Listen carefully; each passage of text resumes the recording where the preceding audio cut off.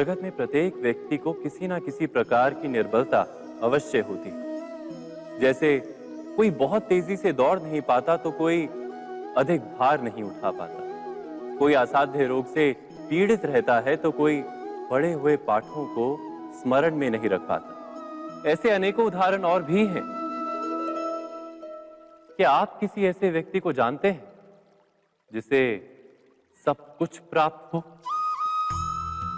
और हम जीवन की उस एक निर्बलता को जीवन का केंद्र मानकर जीते हैं? इस कारणवश हृदय में दुख और असंतोष रहता है सदा।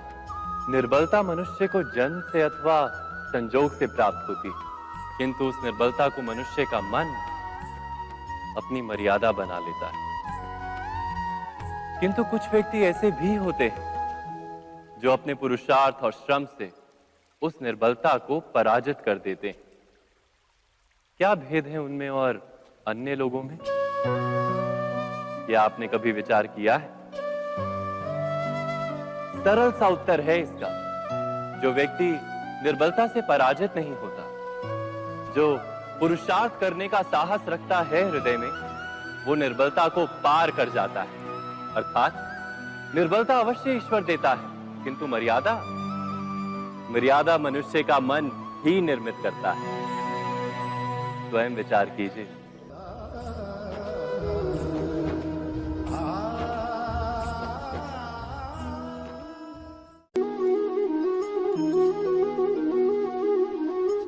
भविष्य का दूसरा नाम है संघर्ष।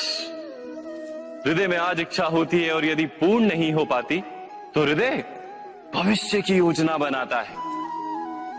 भविष्य में इच्छा पूर्ण होगी ऐसी कल्पना करता रहता है, किंतु जीवन ना तो भविष्य में है ना अतीत में। जीवन तो इस क्षण का नाम है, अर्थात इस क्षण का अनुभव ही जीवन का अनुभव।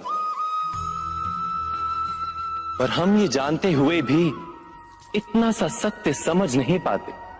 या तो हम बीते हुए समय के स्मरणों को घेर कर बैठे रहते, या फिर आने वाले समय के लिए हम योजनाएं बनाते रहते हैं और जीवन जीवन बीत जाता है। एक सत्य यदि हम हृदय में उतार लें कि ना हम भविष्य देख सकते हैं, ना ही भविष्य निर्मित कर सकते हैं, हम तो केवल धैर्य और साहस के साथ भविष्य को आलिंगन दे सकते हैं, स्वागत कर सकते हैं भविष्य का। तो क्या जीवन का हर पल जीवन से नहीं भर जाएगा? स्वयं विचार कीजिए।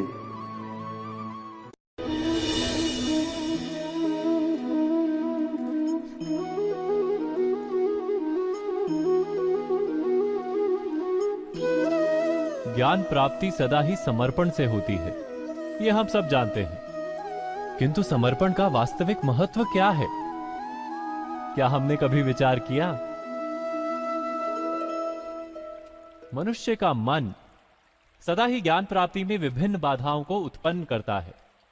कभी किसी अन्य विद्यार्थी से ईर्ष्या हो जाती है, कभी पढ़ाए हुए पाठों पर संदेह जन्मता है और कभी गुरु द्वारा दिया गया दंड मन को अहंकार से भर देता है। नहीं, क्या ऐसा नहीं होता? न जाने कैसे कैसे विचार मन को भटकाते हैं और मन की इसी अयोग्य स्थिति के कारण हम ज्ञान प्राप्त नहीं कर पाते। मन की योग्य स्थिति केवल समर्पण से निर्मित होती है। समर्पण मनुष्य के अहंकार का नाश करता है, ईर्ष्या, महत्वाकांक्षा आदि भावनाओं को दूर कर हृदय को शांत करता है और मन को एकाग्र करता है। वास्तव में ईश्वर की सृष्टि में ना ज्ञान की मर्यादा है ना ज्ञानियों की। गुरु दत्तात्रेय ने तो गाय और श्वान से भी ज्ञान प्राप्त कर लिया था। अर्थात विषय ब्रह्म ज्ञान का हो या जीवन के ज्ञान का या गुरुकुल में प्राप्त होने वाले ज्ञान का, उसकी प्राप्ति के लिए गुरु से अधिक महत्व है उस गुरु के प्रति हमारा समर्पण। क्या ये सत्य नहीं?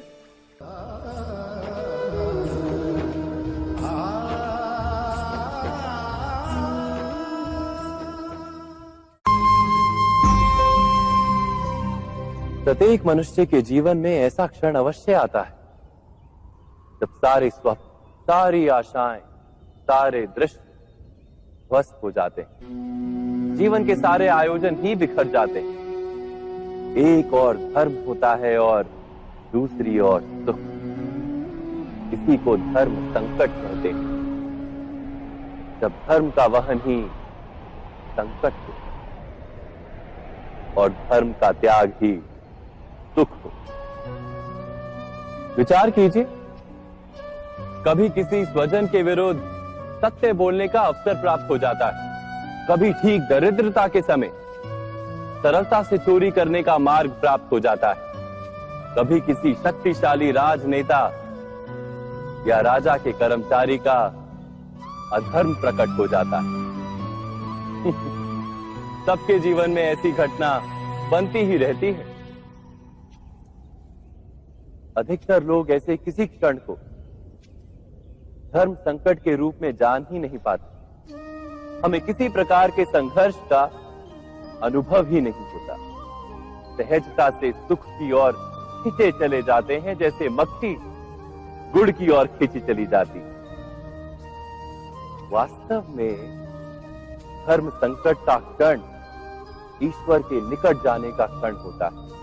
यदि हम संघर्षों से भयभीत ना हो, सुख की ओर आकर्षित ना हो, अपने धर्म पर दृढ़ रहे, तो ईश्वर का साक्षात्कार दूर नहीं।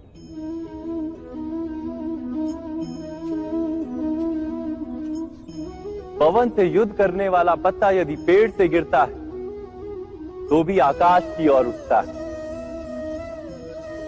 पवन से झुकने वाली घास वहीं भूमि पर रह जाती है। अर्थात धर्म संकट से यदि हम संकट को ही टाल दें तो सुख तो मिलता है, जीवन बढ़ता है, किंतु क्या चरित्र नहीं टूटता? क्या आत्मा दरिद्र नहीं हो जाती? क्या ईश्वर से अंतर नहीं हो जाता? स्वयं विचार किए। दो व्यक्ति जब निकट आते हैं तो एक दूसरे के लिए सीमाएं और मर्यादाएं निर्मित करने का प्रयत्न अवश्य करते हैं। हम यदि सारे संबंधों पर विचार करें तो देखेंगे कि इन सारे संबंधों का आधार यही सीमाएं हैं जो हम दूसरों के लिए निर्मित करते हैं। और यदि अनजाने में भी कोई अन्य व्यक्ति इन सीमाओं को तोड़ता है तो उसी क्षण हमारा हृदय क्रोध से भर जाता है। इन सीमाओं का वास्तविक रूप क्या है? क्या हमने कभी विचार किया? सीमाओं के द्वारा हम दूसरे व्यक्ति को निर्णय करने की अनुमति नहीं देते। अपना निर्णय उस व्यक्ति पर थोपते हैं, अर्थात किसी की स्वतंत्रता का अस्वीकार करते हैं। और जब स्वतंत्रता का अस्वीकार किया जाता है तो उसका हृदय दुख से भर जाता है। और जब वो सीमाओं को तोड़ता है तो हमारा हृदय क्रोध से भर जाता है। क्या ऐसा नहीं होता?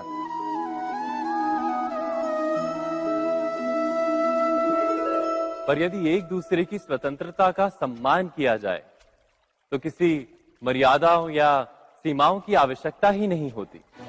अर्थात जिस प्रकार स्वीकार किसी संबंध का देह है, क्या वैसे ही स्वतंत्रता किसी संबंध की आत्मा नहीं?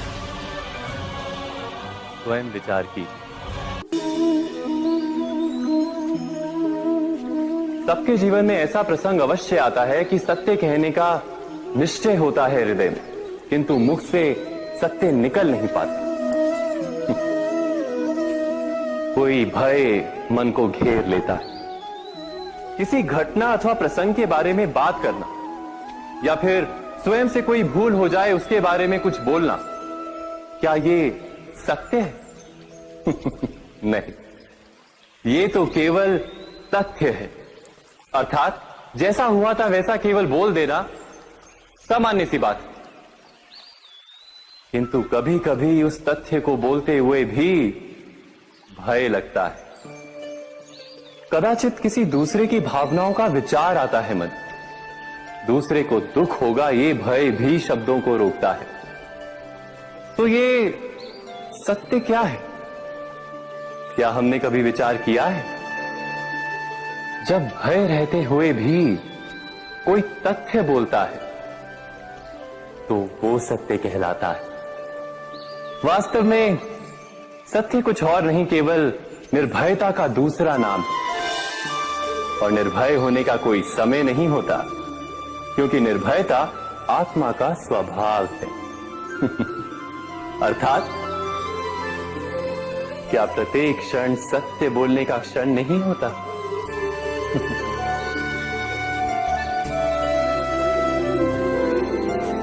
स्वयं विचार कीजिए।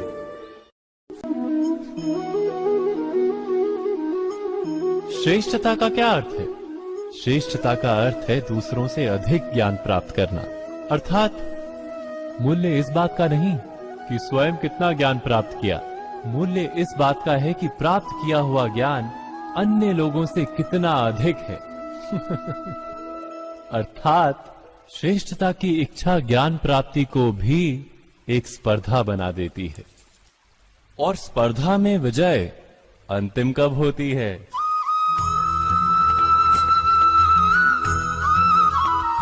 कुछ समय के लिए तो श्रेष्ठ बना जा सकता है, किंतु सदा के लिए कोई श्रेष्ठ नहीं रह पाता। फिर वही असंतोष, पीड़ा और संघर्ष जन्म लेता है। किंतु श्रेष्ठ बनने के बदले यदि उत्तम बनने का प्रयत्न करें तो क्या होगा? उत्तम का अर्थ है कि जितना प्राप्त करने योग्य है वो सब प्राप्त करना, किसी से अधिक पाने की इच्छा से नहीं, मात्र आत्मा की तृप्ति हेतु कुछ प्राप्त करना। उत्तम के मार्ग पर किसी अन्य से स्पर्धा नहीं होती, स्वयं अपने आप से स्पर्धा होती है। अर्थात उत्तम बनने का प्रयत्न करने वाले को देर अबेर सारा ज्ञान प्राप्त हो जाता है, बिना प्रयत्न के ही वो श्रेष्ठ बन जाता है। किंतु जो श्रेष्ठ बनने का प्रयत्न करता है वो श्रेष्ठ बने या ना बने, उत्तम कभी नहीं बन पाता।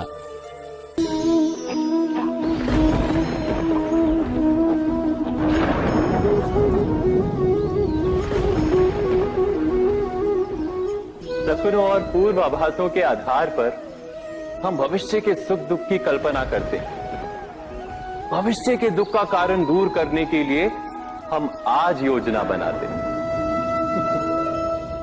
किंतु कल के संकट को आज निर्मूल करने से हमें लाभ मिलता है या हानि पहुंचती है? ये प्रश्न हम कभी नहीं करते। सत्य तो ये है कि संकट और उसका निवारण साथ जनते हैं, व्यक्ति के लिए भी और सृष्टि के लिए भी। नहीं, आप अपने भूतकाल का स्मरण कीजिए, इतिहास को देखिए। आप तुरंत ही ये जान पाएंगे कि जब जब संकट आता है तब तब उसका निवारण करने वाली शक्ति भी जन्म लेती है। यही तो जगत का चलन है। वस्तुतः संकट ही शक्ति के जन्म का कारण है। प्रत्येक व्यक्ति जब संकट से निकलता है तो एक पद आगे बढ़ा होता है, अधिक चमकता है, आत्मविश्वास से अधिक भरा होता है, न केवल अपने लिए अपितु विश्व के लिए भी। क्या ये सत्य नहीं?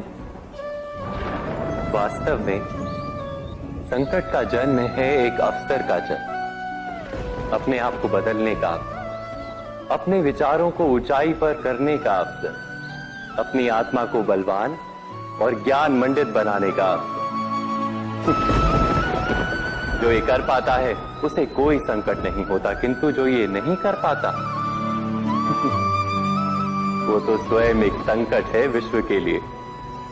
विचार कीजिए।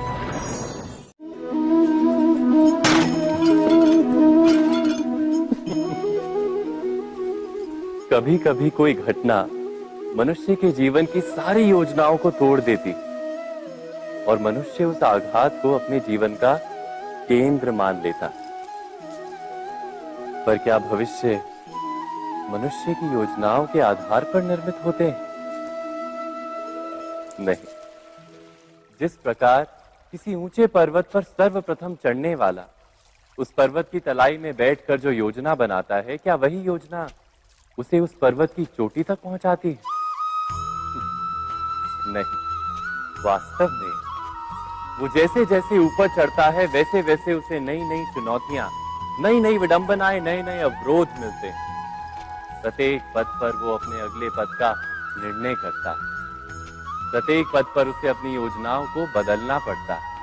कहीं पुरानी योजना उसे खाई में ना ढकेल दे। वो पर्वत को अपने योग्य नहीं बना पाता, केवल स्वयं को पर्वत के योग्य बना सकता है। क्या जीवन के साथ भी ऐसा ही नहीं? जब मनुष्य जीवन में किसी एक चुनौती को, एक अवरोध को अपने जीवन का केंद्र मान लेता है, अपने जीवन की गति को ही रोक देता है, तो वो अपने जीवन में सफल नहीं बन पाता और ना ही सुख और शांति प्राप्त कर पाता। अर्थात जीवन को अपने योग्य बनाने के बदले स्वयं अपने को जीवन के योग्य बनाना ही सफलता और सुख का एकमात्र मार्ग नहीं। स्वयं विचार कीजिए।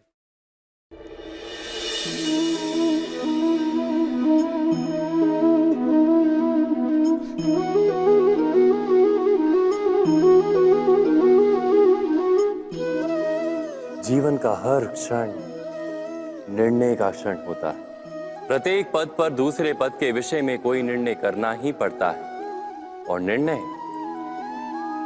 निर्णय अपना प्रभाव छोड़ जाता है। आज किए गए निर्णय भविष्य में सुख अथवा दुख निर्मित करते हैं, ना केवल अपने लिए, अपने परिवार के लिए भी, आने वाली पीढ़ियों के लिए भी। जब कोई दुविधा सामने आती है तो मन व्याकुल हो जाता है, अनिश्चय से भर जाता है। निर्णय का वो क्षण युद्ध बन जाता है और मन बन जाता है युद्ध भूमि। अधिकतर निर्णय हम दुविधा का उपाय करने के लिए नहीं, केवल मन को शांत करने के लिए लेते हैं। पर क्या कोई दौड़ते हुए भोजन कर सकता है? नहीं। तो क्या युद्ध से जूझता हुआ मन कोई योग्य निर्णय ले पाएगा? वास्तव में शांत मन से जब कोई निर्णय करता है तो अपने लिए सुखद भविष्य बनाता है। किंतु अपने मन को शांत करने के लिए जब कोई निर्णय करता है तो वो व्यक्ति भविष्य में अपने लिए कांटों भरा वृक्ष लगाता है। स्वयं विचार कीजिएगा।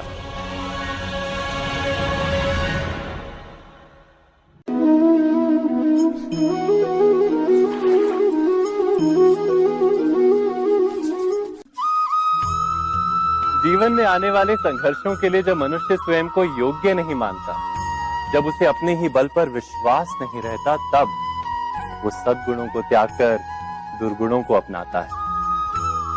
वस्तुतः मनुष्य के जीवन में दुर्जनता जन्म ही तब लेती है जब उसके अंतर में आत्मविश्वास नहीं होता।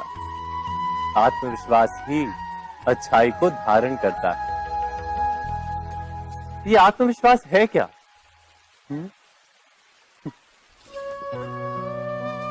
जब मनुष्य ये मानता है कि जीवन का संघर्ष उसे दुर्बल बनाता है, तो उसे अपने ऊपर विश्वास नहीं रहता। वो संघर्ष के पार जाने के बदले संघर्ष से छूटने के उपाय ढूंढने लगता है। किंतु जब वो ये समझता है कि ये संघर्ष उसे अधिक शक्तिशाली बनाते हैं, ठीक जैसे व्यायाम करने से देह की शक्ति बढ़ती, तो प्रत्येक संघर्ष के साथ उसका उत्साह बढ़ता है। अर्थात आत्मविश्वास और कुछ भी नहीं, मन की स्थिति, जीवन को देखने का दृष्टिकोण मात्र है। और जीवन का दृष्टिकोण तो मनुष्य के अपने वश में होता है। स्वयं विचार कीजिए।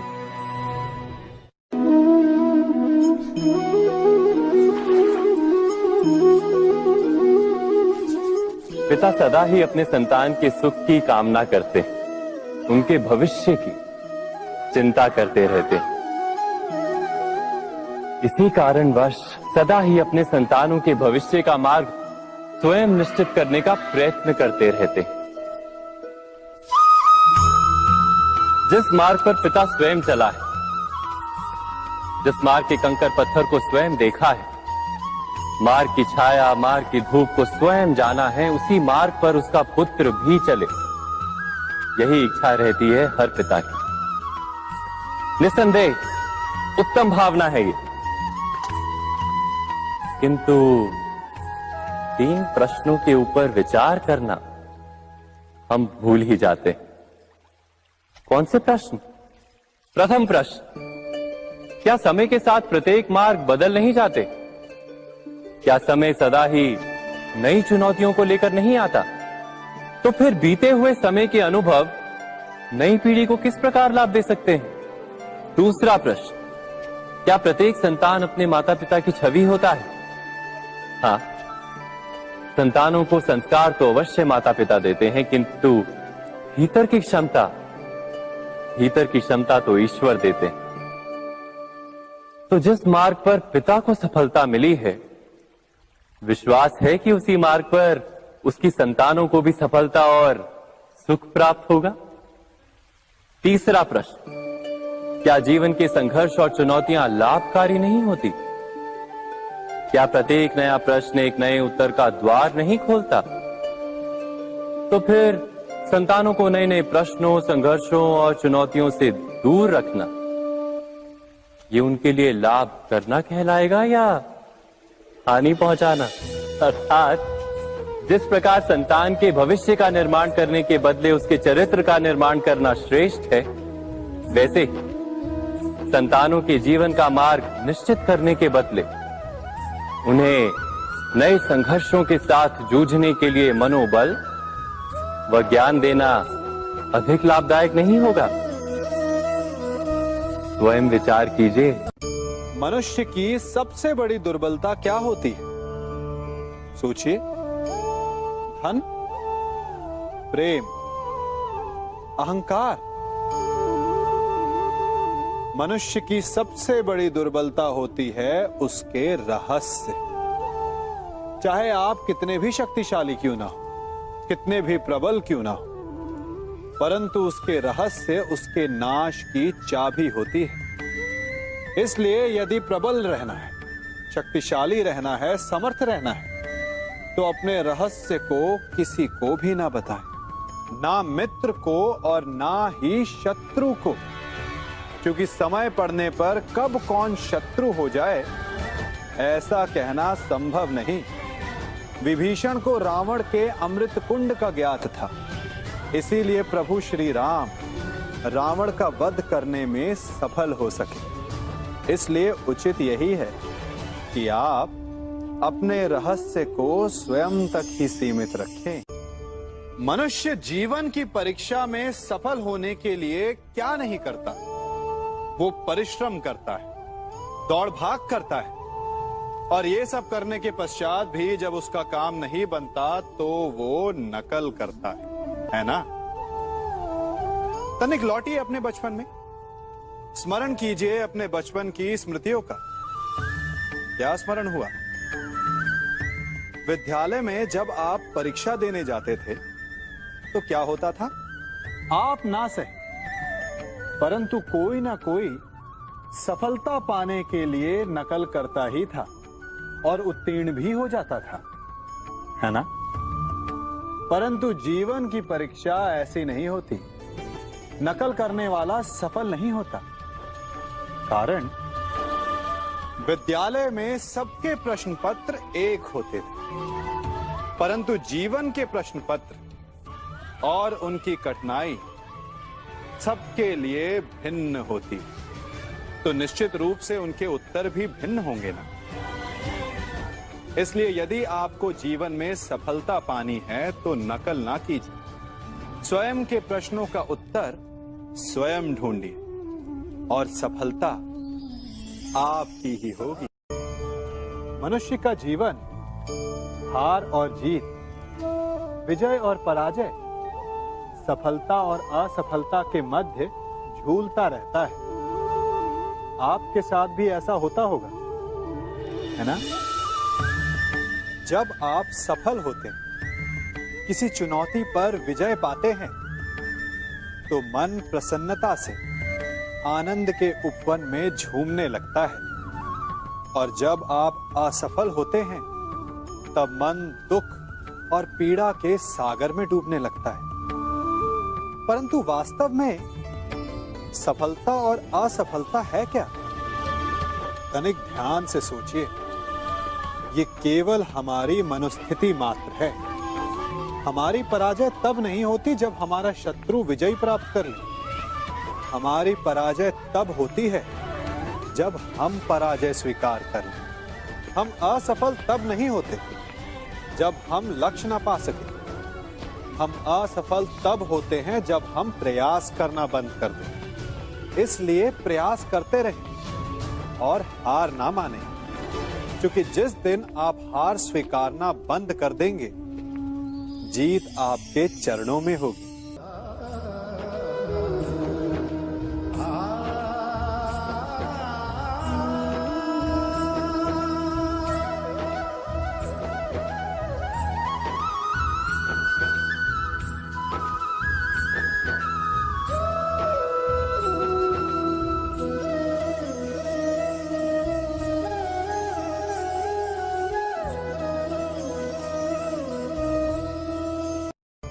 आप सबने बरगद के वृक्ष को तो देखा ही होगा। क्या आपको ज्ञात है, बरगद के वृक्ष के बीज का आकार राई से भी छोटा होता है, परंतु बरगद का वृक्ष संसार के महाकाय वृक्षों में जाना जाता है। जब उसका जन्म होता है, तब उसमें वो जटाएं, वो शाखाएं नहीं होती, परंतु जैसे जैसे उसका विस्तार होता है, जैसे जैसे वो अधिक शाखाओं का भार उठाता है, अधिक पत्तियों का सृजन करता है, वैसे वैसे उसकी शाखाएं जटाएं बनकर जड़ तक पहुंचती है और इस वृक्ष को सहारा देती है। ये जीवन का बहुत महत्वपूर्ण पथ है। बिना लोभ लालच शुभ कार्य करें, अन्य लोगों की सहायता करें।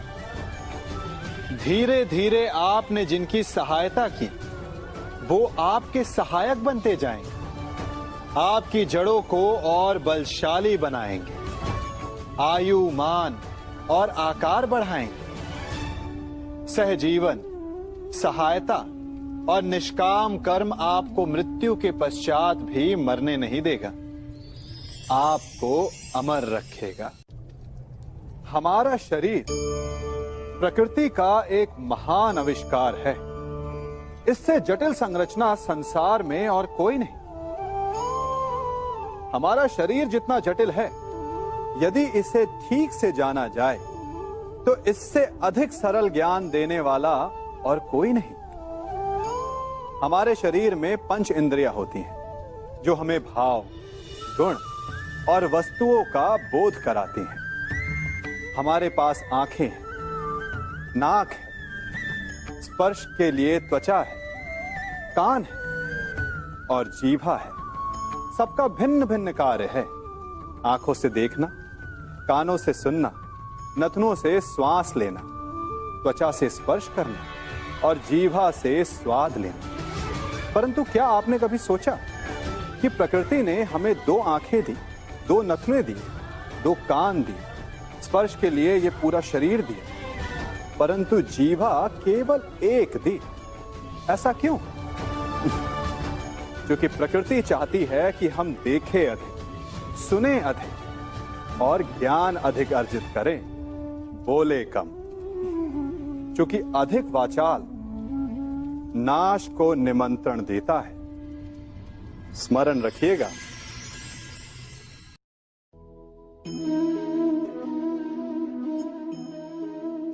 ये सदा यही कहते आए कि यदि आगे बढ़ना है तो अपनों का साथ दो। सत्य कहते हैं, अपनों का साथ देना ही चाहिए, परंतु साथ देने से पूर्व ये अवश्य पहचान लेना चाहिए कि अपने हैं कौन। क्या अपने वही होते हैं जिनके साथ हमारा रक्त संबंध होता है, या अपने मित्र?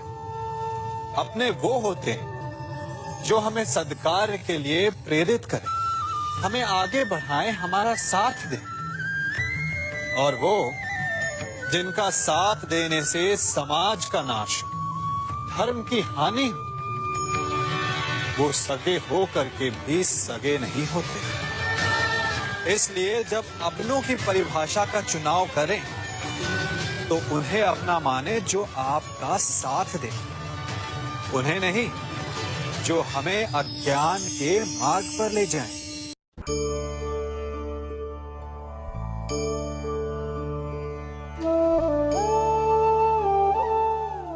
आप जिनसे प्रेम करते हैं सदा उनके समीप रहना चाहते हैं, नहीं चाहते कि कभी अपनों से दूर होना पड़े, बिछड़ना पड़े। परंतु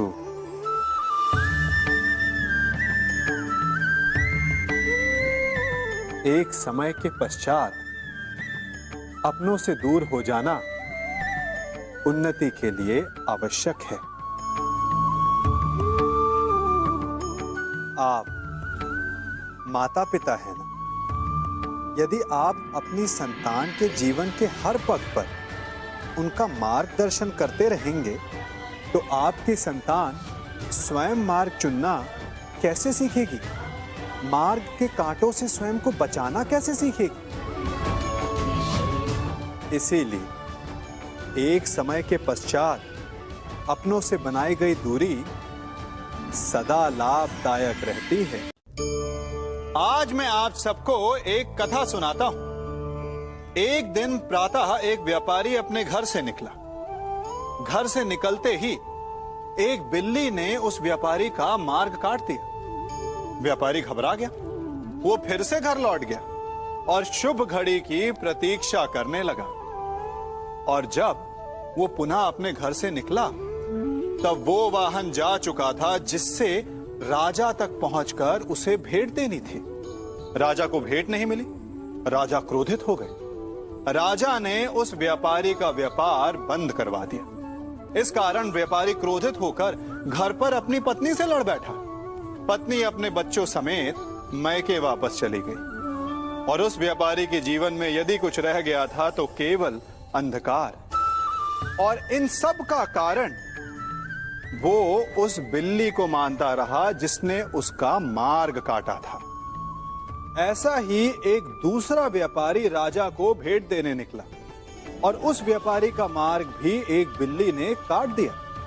वो व्यापारी तनिक घबराया, परंतु उसने आगे बढ़ना अधिक उचित समझा। राजा तक वो समय पर पहुंचा।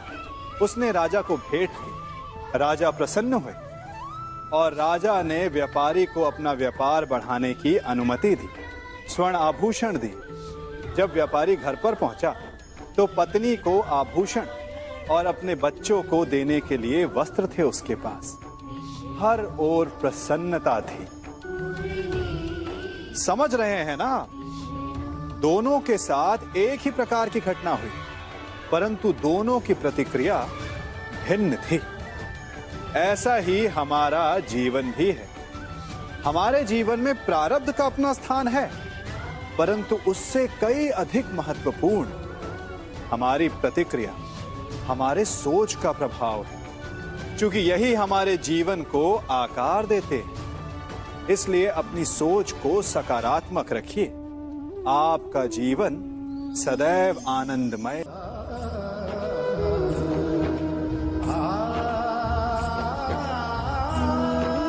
हम सभी अपने जीवन में कोई ना कोई कार्य करते हैं।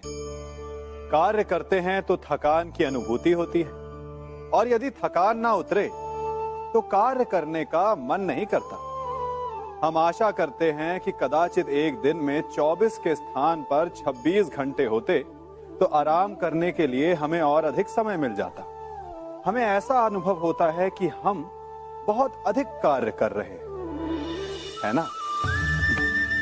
परंतु क्या आपने कभी सोचा है कि जो लोग संसार में सफल हैं, उनके पास भी सफल होने के लिए दिन में केवल 24 घंटे थे।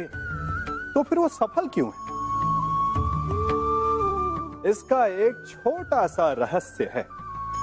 वो कार्य चुनते हैं जो उन्हें प्रिय है, जिसे करने में उन्हें आनंद आता है। उन्हें लगता ही नहीं कि वो कार्य कर रहे हैं, उन्हें लगता है कि वो प्रतिपल आनंद मना रहे हैं। और जब आप आनंद मनाते हैं तो थकान कैसी?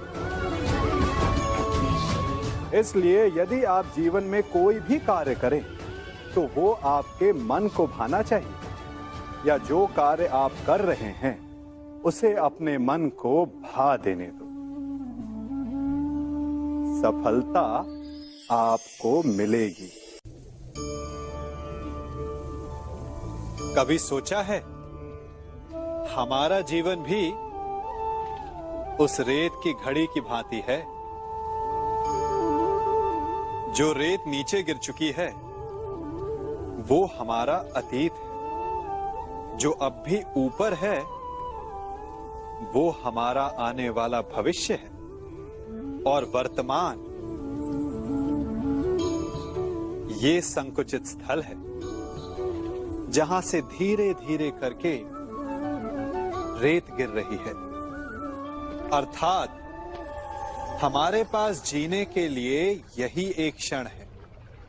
उसका उपयोग कैसे करना है ये हम पर निर्भर करता है। जो बीत गया उसका दुख मनाना है, या जो भविष्य में होने वाला है उसकी प्रतीक्षा में क्रोध करना है। सब कुछ करने के लिए यही एक क्षण है।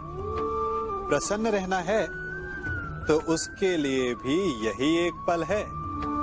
प्रतीक्षा करते रहोगे तो ये पल भी भूतकाल में बदल जाएगा।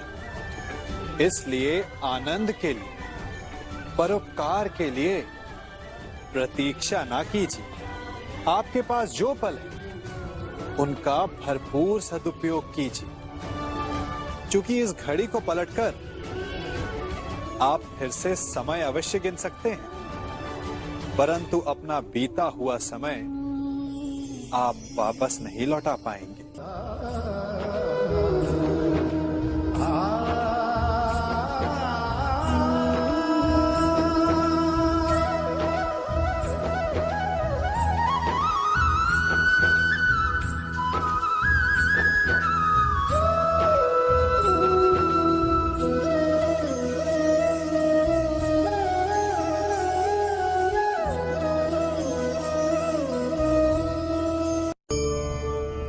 मनुष्य भी बड़ा विचित्र प्राणी है। अपनों से नीचे के स्तर के लोगों को वो हे दृष्टि से देखता है, उनका उपहास उड़ाता है, उनसे बार बार कहता है कि तुम्हारा कुछ नहीं हो सकता, तुम भविष्य में कुछ नहीं कर पाओगे। जब मनुष्य के पास धन, संपत्ति, मान होता है तो वो दूसरों का आदर नहीं करता, परंतु वो एक बात भूल जाता है कि उससे भी अधिक शक्तिशाली कोई अस्तित्व में है, और वो है समय। काल। काल अपना चक्र कब बदलेगा ये कोई नहीं जानता। समय अपनी करवट कब लेगा ये कोई नहीं जानता। कोयला भी समय के साथ साथ हीरे में परिवर्तित हो जाता है। इसलिए जीवन में कभी भी किसी का भी उपहास नहीं उड़ाना चाहिए।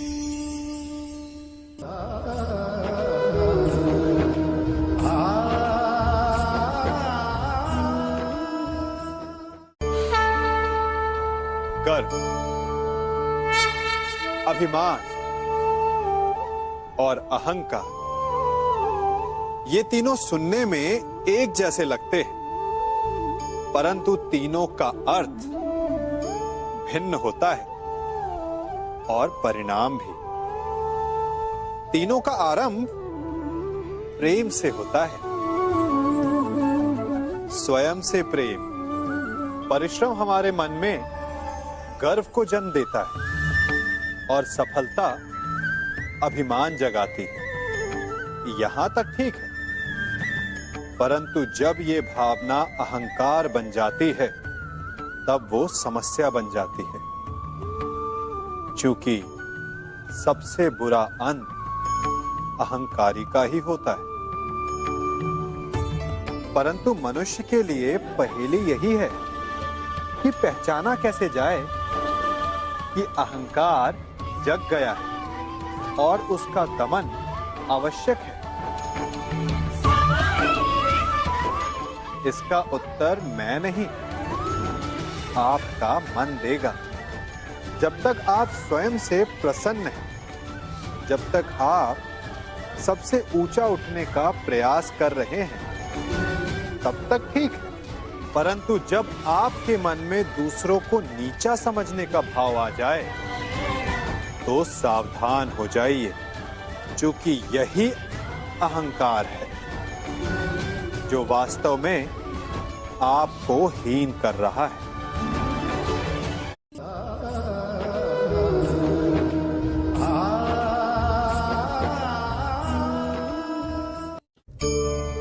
आज मैं आप सबको एक कहानी सुनाता हूं। एक दिन गोकुल में दो व्यापारी आए। एक व्यापारी शहद का था, बड़ा मीठा शहद था उसका, परंतु वो गोकुल में टिक नहीं पाया।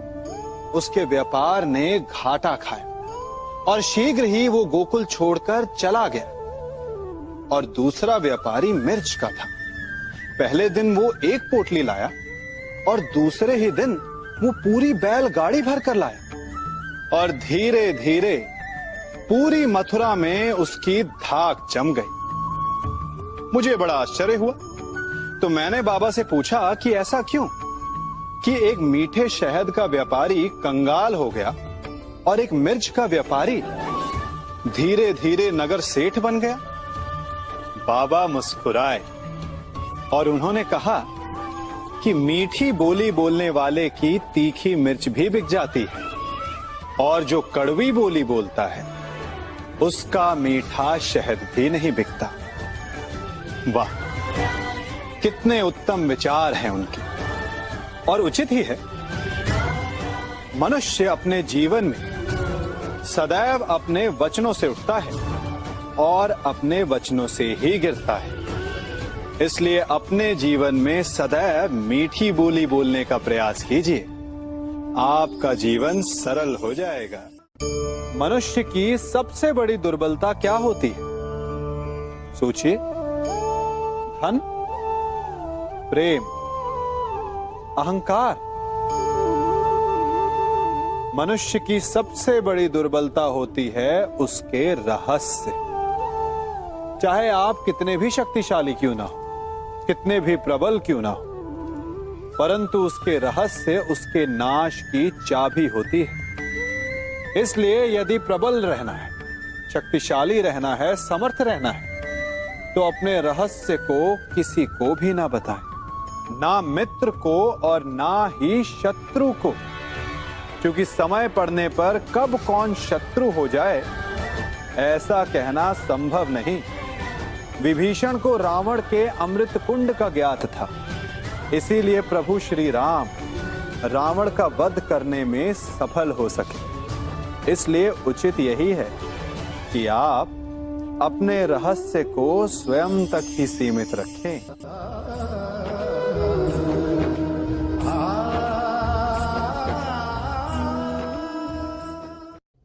युवा अवस्था भी हमारे जीवन का कितना सुंदर काल होता है ना। बाहु में बल, मन में कुछ बड़ा कर जाने की चाह, आंखों में भविष्य के सुंदर और कोमल सपने। और इसी अवस्था में मनुष्य के भीतर पनपता है प्रेम। किसी को देखकर उस पर मन मोहित हो जाता है और फिर मनुष्य अपना सब कुछ उस पर न्यौछावर कर देना चाहता है। फिर प्रेम की परिणति होती है विवाह में। क्यों? सबको अपने खट्टे मीठे संस्मरण स्मरण हुआ है ना। परंतु यहीं से अधिकतर माता पिता और संतान के मध्य विचारों का विरोध प्रारंभ हो जाता है। संतान को लगता है कि उसका चुना जीवन साथी ही उसके लिए उपयुक्त है, और माता पिता को लगता है कि संतान अनजाने में भूल कर रही है।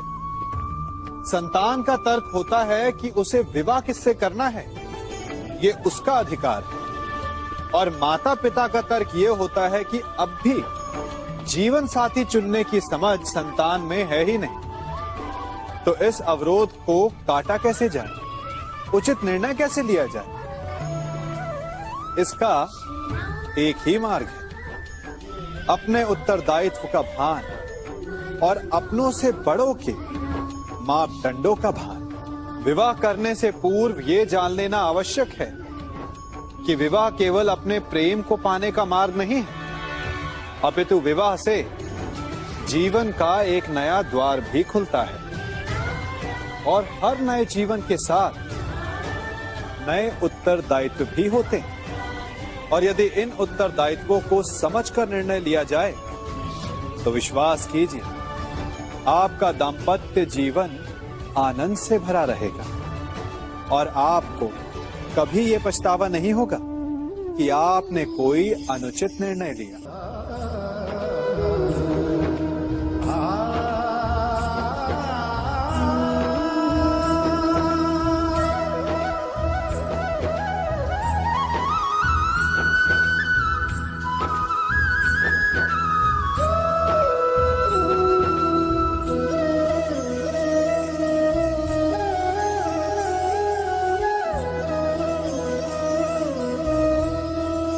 जब सागर का जल वाष्प बनकर उड़ता है तब वो हमें दिखाई नहीं देता। मेघ उस जल को अपने भीतर छिपा लेते हैं, लंबी यात्रा करते हैं, प्रयास करते हैं कि वो जल सदा उनके भीतर छिपा रहे। परंतु जब वायु का वेग उन्हें उड़ाकर किसी पर्वत से ले जाकर के टकरा देता है, तब उन मेघों को बरसना ही पड़ता है, क्योंकि यही नियति है, यही प्रकृति है। क्योंकि जल को सागर में जाकर मिलना ही है।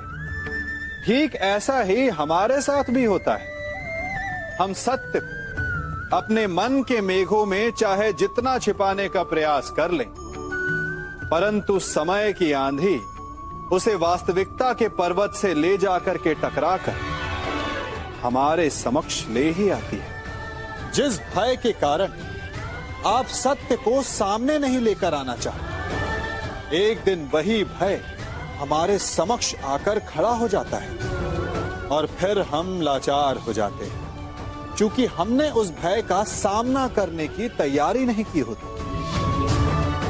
इसलिए सत्य से भागे नहीं, उसे छिपाए भी नहीं, उसे स्वीकार करें। भविष्य की बड़ी विपत्ति से बच जाएंगे।